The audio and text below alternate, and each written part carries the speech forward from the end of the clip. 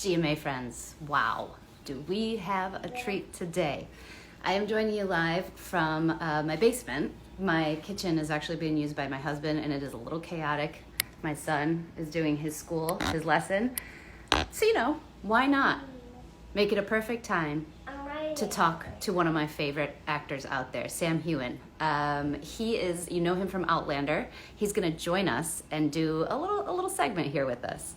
Sam, Amy Fraser on the hit Starz series Outlander has a new show out. It is called Men in Kilts, a road trip with Sam and Graham, and there he is. Ginger, how are you? I'm very well. I like your basement. Thank you. It's well set up. I welcome to my temporary kitchen as well. I've created this in my living room. Yeah, I wondered if we were going to actually get in your kitchen or you were going to, because this is not something with a heavy lift as far as cooking goes. I wasn't sure. Yes. Are you much of a cook? Yeah, I noticed that you gave Graham the cooking challenge, and I got to do basically the drinking and construction side. But Yeah. I'm really happy. But to be honest, no, I do. I love cooking, and certainly during this time during lockdown, it's actually been something I've really enjoyed doing. Oh, so you have gotten into it. Favorite dish you've made during this time? Uh-oh, now you put me on the spot. I think it's kind of well known that I did a pineapple upside down cake, but it Was didn't it like that? No, not that one at all. That's that's not a pineapple that's upside down.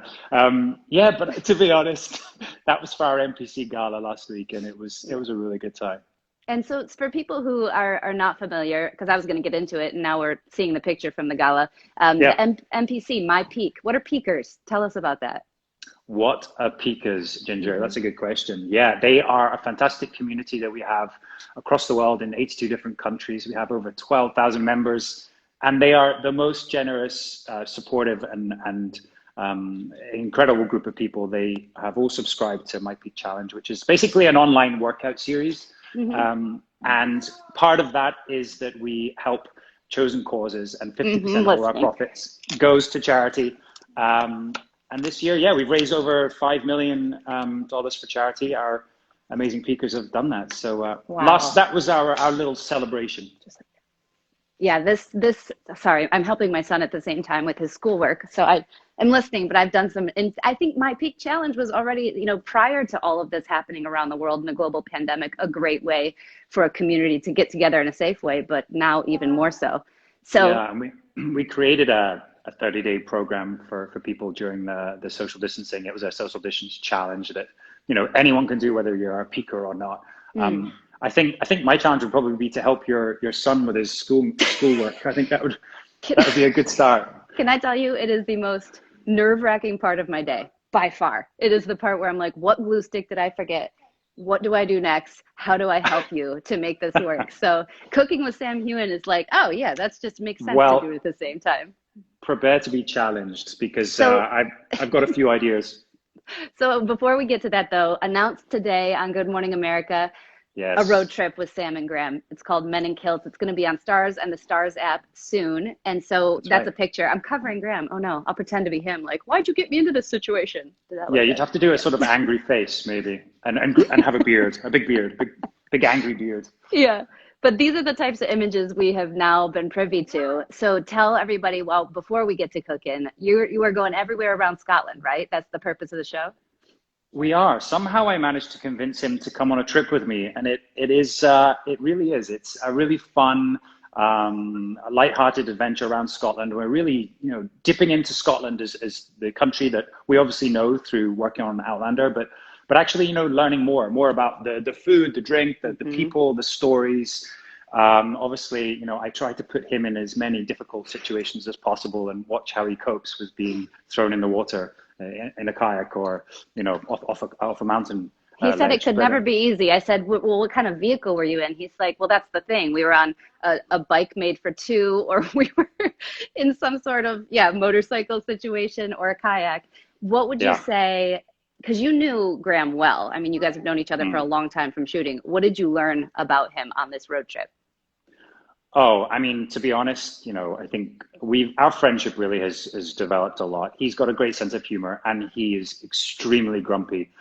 So really, to be honest, the idea of making the show, I was just about me trying to put him in difficult situations, and it's great fun. It's great fun. He's always good natured, but it's so fun to see him shout and get angry at various forms of abseiling and jumping out of airplanes and things. Not that we actually did that, but Sure. I'm still trying. I'm still trying.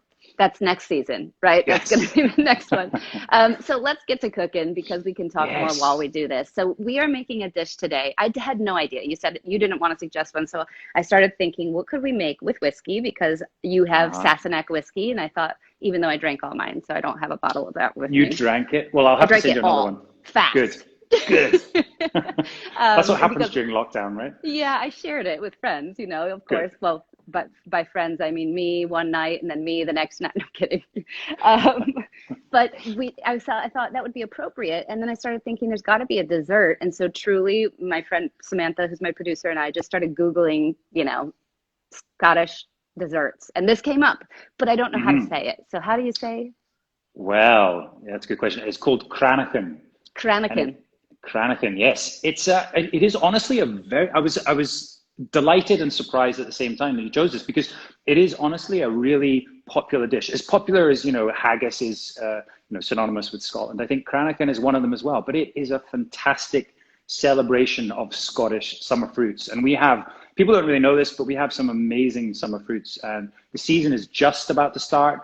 Strawberries, raspberries, blackberries, gooseberries. And as a child, I used to go pick them. There's all these different farms you can go and pick, and they're delicious. I've already started eating them anyway. So did I. That's what I've had for breakfast so far. So I'm putting up a couple of things, the ingredients. But if anybody wants the recipe, I'm going to just say it's Christina's Cucina. That's where I got it. That's her web, and I'll put that in the comments eventually here. Yeah, thank you, Christina. Totally stole that. So I also have we both did this last night. We were messaging and you said, okay, I thought, I was incredibly surprised. You're such a good student. You had already started soaking your oats. Well, I'd already started drinking, but yes, soaking my oats, as you want to say. Here not they are. Sowing, it's soaking. We had to obviously brown them and roast them off, and honestly, the smell is a bit like popcorn. It's delicious, and then you soak it in a good bit of whiskey, and overnight it smells amazing. My children, when I was toasting the oats, they came downstairs and they were like, "What is that? What are you making?" So it already started to work, and now it's kind of like an overnight oat. It looks like. Yes, we could consider this breakfast really for me because it's whiskey-filled oats. It's the Scottish way of having a healthy breakfast is basically whiskey and oats. Actually, I wanted to point out as well. Obviously, we're using Pinhead oatmeal, this is what it looks like. As you can see, it's very fine grain. But actually, I've made this dessert before, and I use sometimes, of course, the big jumbo oats, which haven't been milled, or the regular ones as well. But I thought, it's cool to experiment, and the Pinheads obviously work really well too. Good. Well, thank you for noting, because I did that too, and I had never purchased that kind where it looked like the little pinhead. I always have the rounder oat, and so that's what's in there. Yes. Certainly doesn't soak up the same. So when we go to the next step, I want to tell people too, there is a little question mark on the bottom left, and this is a cool new feature of Instagram Live. We're able to actually share their comments. So if you guys go there and put questions or comments that I find appropriate, because I get to choose, then I'll be able to put those up while we talk with Sam. So Sam, next step is we've got to toast more oats. So I'm going to go upstairs with you. My husband happens to be cooking on his show at the same time, so this is going to be interesting. That is so unfair. I should have Graham here cooking for me, and actually I should do that next time. We'll do that when this whole situation is over. That's great. Let's go see your husband. Well, yeah, Graham and I are cooking later today, but there's my husband, and we actually have a social distance coach out the window. Peeping Steve. Oh, Steve, hi. That's good. That's Peeping Steve. We're socially distancing, so he's teaching me how to cook from a distance. We want him outside. That's how we do it here in our house. I love it. You have someone hanging out your window. Brilliant. We do. Okay, so next step, though, for you and I is to toast more oats, right? Yes. Well, there they are. Yeah. Well, you did it already, I'm assuming. Can I say, I have. I've already toasted them, and I let them cool down first. But they go really quick, don't they, Ginger? They after. Yeah. I mean, also you got to be really quick because they can start to burn, but you kind of hear them pop as well when they're when they're getting close, the smaller ones. You do, and so they're in the pan now. Oh. Sam, while I'm doing this, can I ask you, Yes. when you think about the kitchen, we were talking about smells. What's like your favorite memory of growing up in the kitchen? That's a really good question. And actually, talking about earlier about picking fruit, my family, we used to go and pick these pick your own places. And I remember very much, you'd come back with punnets and punnets of raspberries and strawberries and gooseberries. But as a child, you'd eaten so many of them during the day that by the time you got home, you just didn't want to see another strawberry again. But they were great. I remember that. And, the blackberries here are incredible. We have a lot of wild berries as well. So sometimes we used to go for a walk, and my mom would help. Oh, nice. Very healthy, very good for you. Yeah, So I'm going to take the toasted because those actually didn't go very fast. See, now he's talking in the same toast. We got to get out of here. We got to go. He's using blueberries. Okay. He's using blueberries. Yes. I guess you could use those as well. He is. So tell me too, did your mom cook? Did your grandma? Did your dad? Who was the main cook growing up? My mom was a great cook, and we were very lucky. I think very, very fortunate. We grew up in the countryside, and she was really into sort of organic foods and giving us the best that she could. And actually, I grew up as a vegetarian, which might come into play in a minute when we get to the second stage. But yeah, I did, and I didn't really start eating meat till I went to America, first of all. But yeah, I love home cooking. I think it's just bread is possibly one of the best things. What's your favorite? Lately, like what I've been making a lot of, and actually we do a lot of vegetarian dishes here. I do something that's super simple, like a stir fry for the kids often, or like I do a lot of the like leftover fried rice out of everything that we have left. But we just started our own little garden. I grew up on a farm, so sounds like I grew up very similarly to you. And when I left and I went to college, it was like I didn't know how to function because I had to get food from the grocery store and I had to learn. So I learned a lot about cooking that way, in a different way with the foods made there. So I guess your priorities change as well when you have children, and you're busy. You're so busy. I don't even know how you have time. So then and I'm kind of the same. When you get home at night and you've done so much, you want to make something fast and quick. And I think that kind of dish is perfect. That's my specialty. It's anything in the fridge, throw it in a pan. That's mine too. Good, we can cook together. Okay, so let's keep going on a Kranaken. Wait, right. I knew I was going to forget how to say it. Kranaken. Yes. Kranaken. Okay, Kranaken. Kranaken. Yes. Okay, so next step is what? We have to start layering, or is this the whip? I would say we probably have to whip, right? All right, let's whip.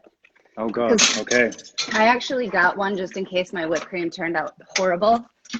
But I did what I think I've learned from some chefs in the past, and I chilled the little beaters to make sure that. I have a confession with mine. Okay. I've got a whisk. I wanted to try something for anyone that's vegan. So I thought I might try coconut milk. So I have chilled coconut milk, and apparently it does whip up the same. It's very thick, so I'm going to give it a go. And it's also quite sweet. That would be so good for me because I can't eat this.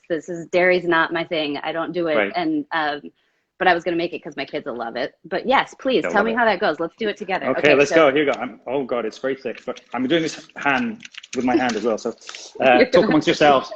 No, we'll keep working. Believe me, we've got questions coming from people. I know we do, and I'll get to one of those since there are so many.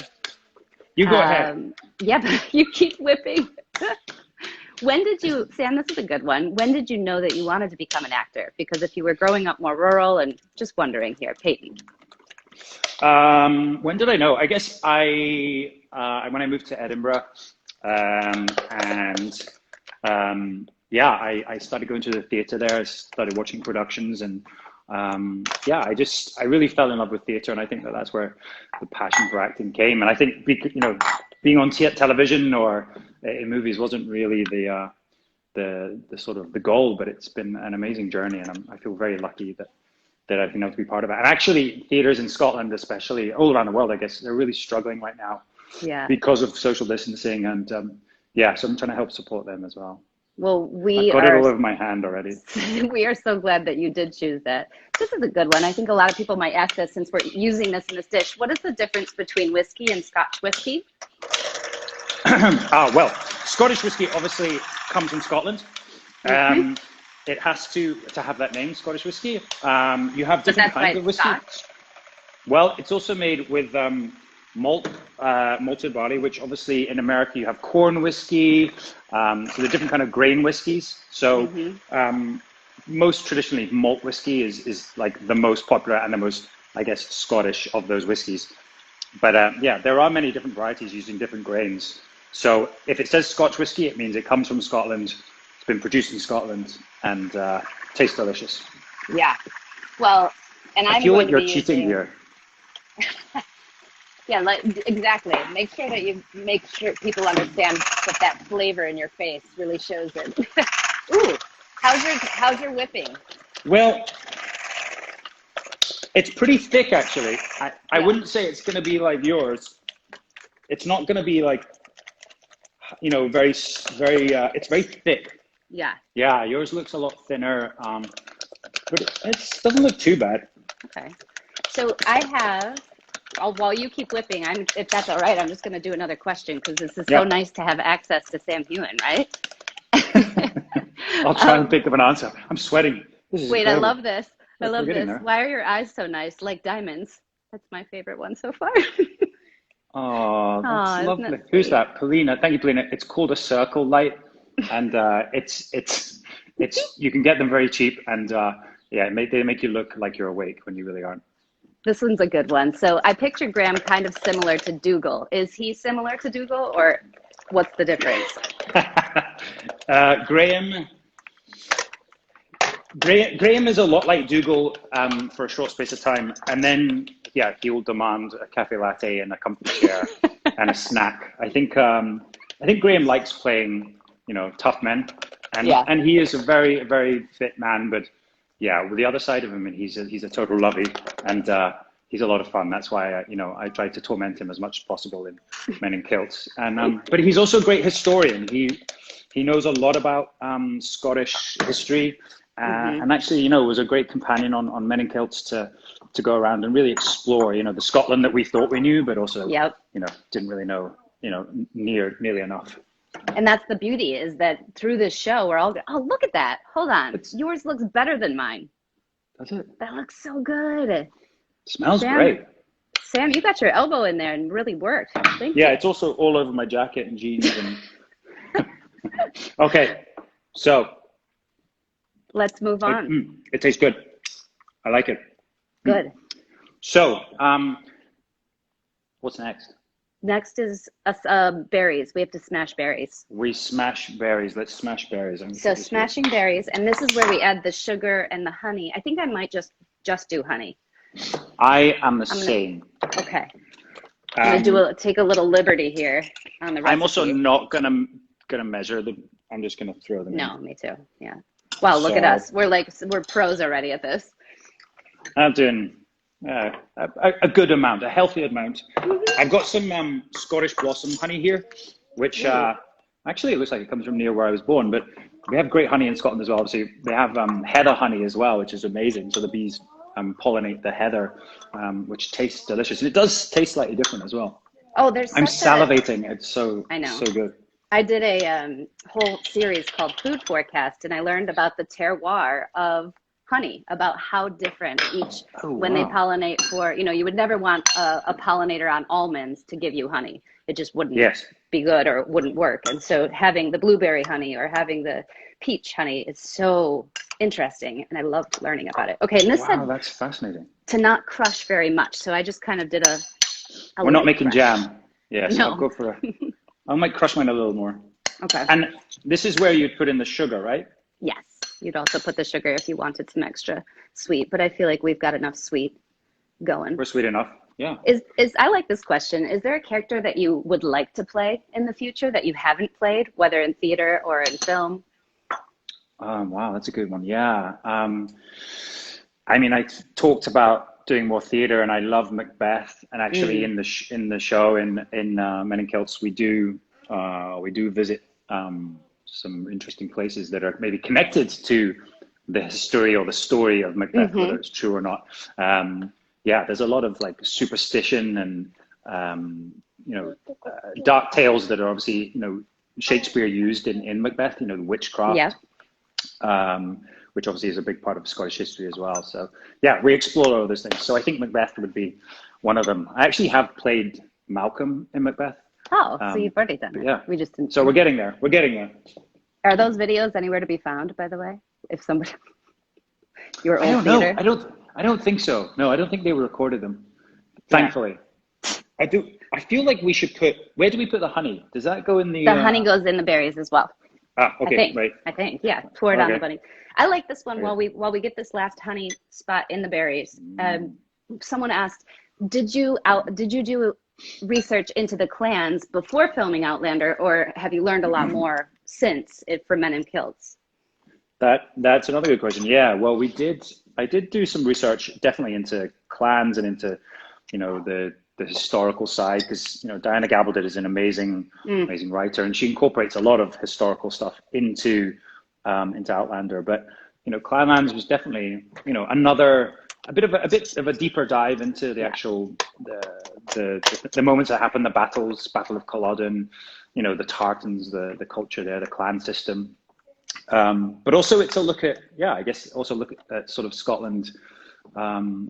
Outside of the traditional that we know, we look at food, we look at seafood, we go visit great chefs, and it's just trying to show, Scotland, there's another side to it as well, and a side that people don't know so much.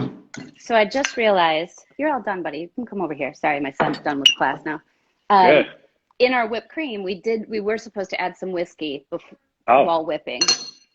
Let's do that. Bye, Miss Gianna. Okay. You can come over here and help me, buddy. How much whiskey? I feel like that's to our discretion as well, right? Enough to loosen it up, right? Or loosen yourself up. Sure. Wait, I have a question, because I got this. This was so nice from your PR folks after I came to Scotland and did that whole Outlander. Can you see the bottle? Oh, yes.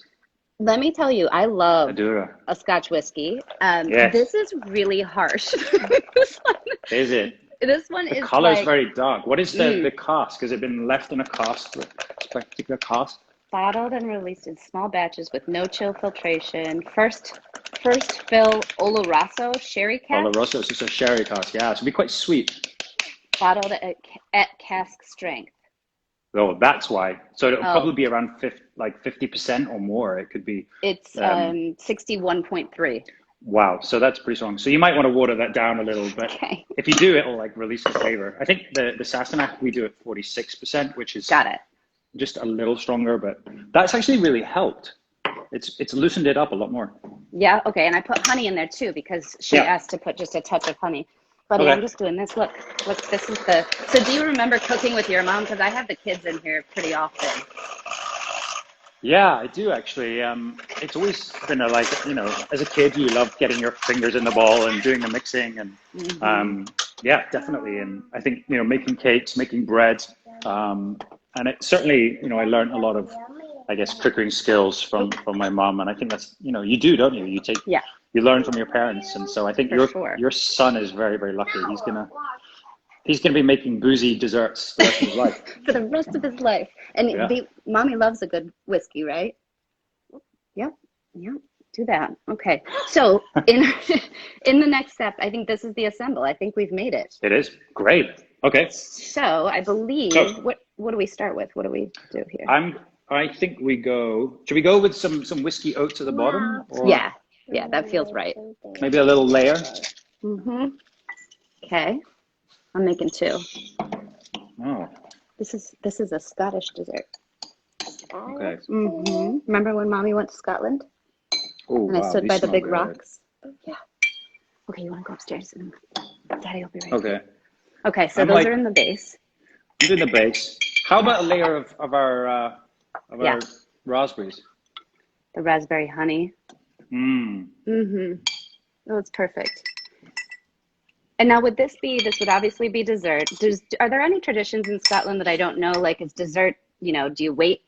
Like, I know in the Netherlands, my family's all in Rotterdam, and they are very big into custard and yogurt, and they do it right, as the meal is over with. And it's not very sweet. They don't do a lot of sweet desserts, but they are very much like it's part of the meal versus like my Italian family, they eat all day and then, in little bits, and they talk for 3 hours, and then they come back and they have dessert.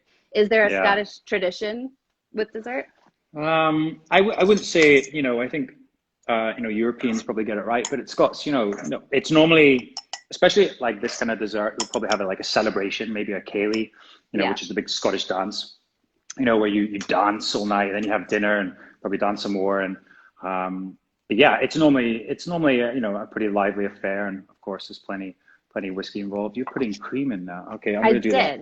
Yeah, so I put the cream. I did the cream after the whiskey oats, and okay. Yeah. Okay. So I've got a layering. Oh, this looks good. Oh, I like this question because I know the answer, and everybody wants to know, do you know when you'll start filming, and how long does it usually take to film a season of Outlander? I'll say I learned you all film for a very long time compared to other shows. That's for sure. Yeah, we do. It is such a big show, Outlander. It's, there's a lot of set pieces. It is challenging to shoot in Scotland with the locations, and obviously, we have, vast numbers of extras and horses and amazing locations. So yeah, it does take a little longer than I guess other shows do.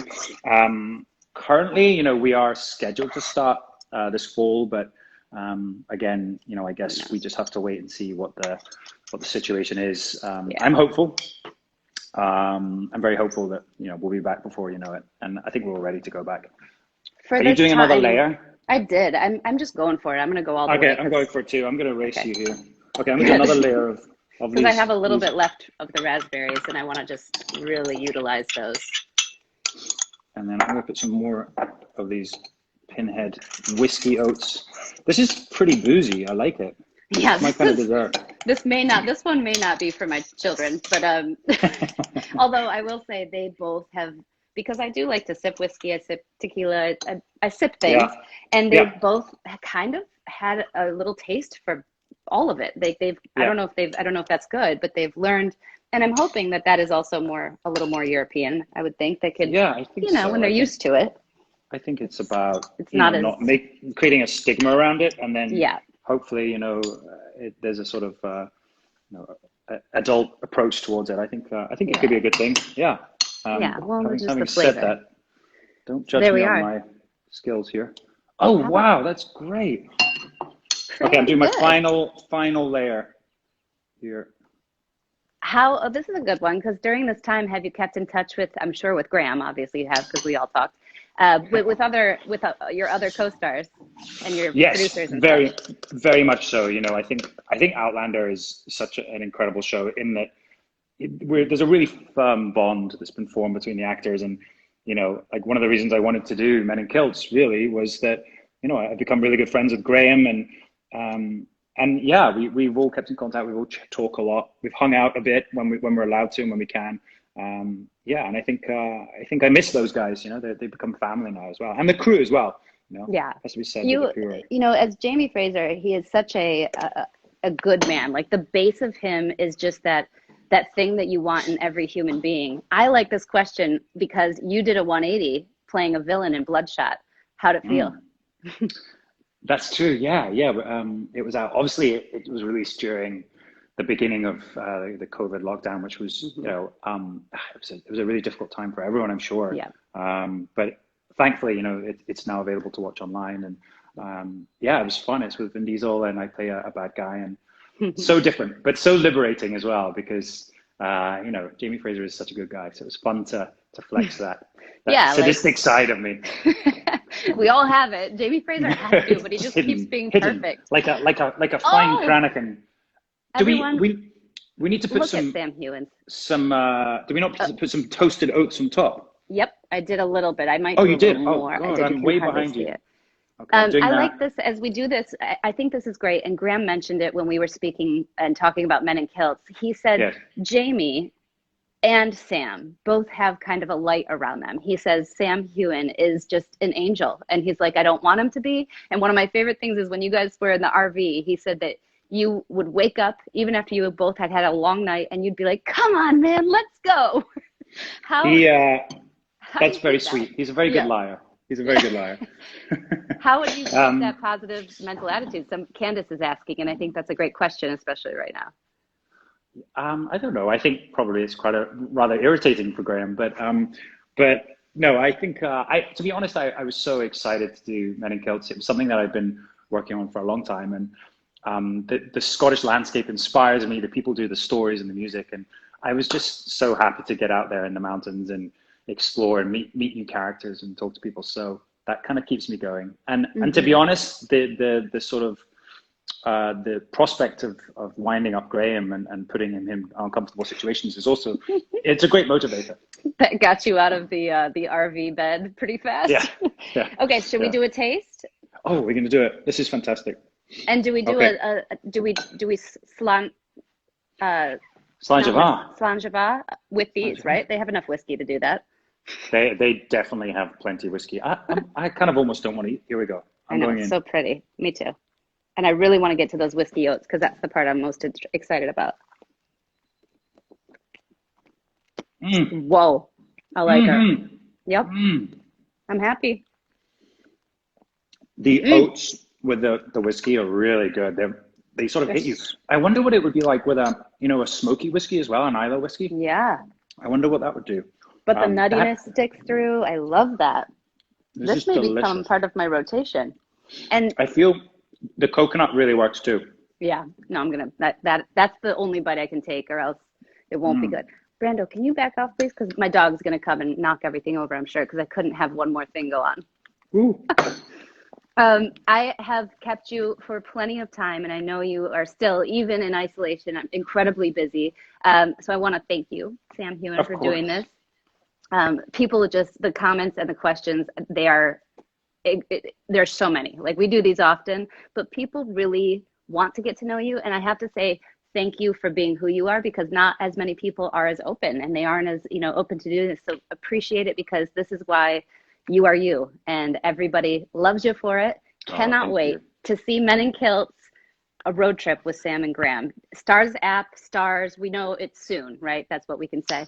That's right. We're hoping, by the end of this year, and we'll know more as things continue. But we're really excited as well. It's so fun. You guys going to come on a road trip with us. You're welcome anytime in our RV. There's not much space, and I do most of the driving. But you're welcome. I'll bring plenty of whiskey and boozy desserts. Thank you so much, Sam Heughan. Appreciate you. Everybody, have a wonderful day. And don't forget, I'm also cooking with Graham this afternoon. You know what? I will get one more thing from you. What do you want me to say to Graham later? You got something for him that you want me to? Oh, just tell him not to burn it. And to be honest, he doesn't cook for himself. He never cooks for himself. He gets someone else to do it for him. Ask him about Duncan Lacroix and how many times Duncan's cooked for him. Okay, will do. Thank you, Sam. Have a great day. Thanks, Ginger. Take care. Thanks, everybody.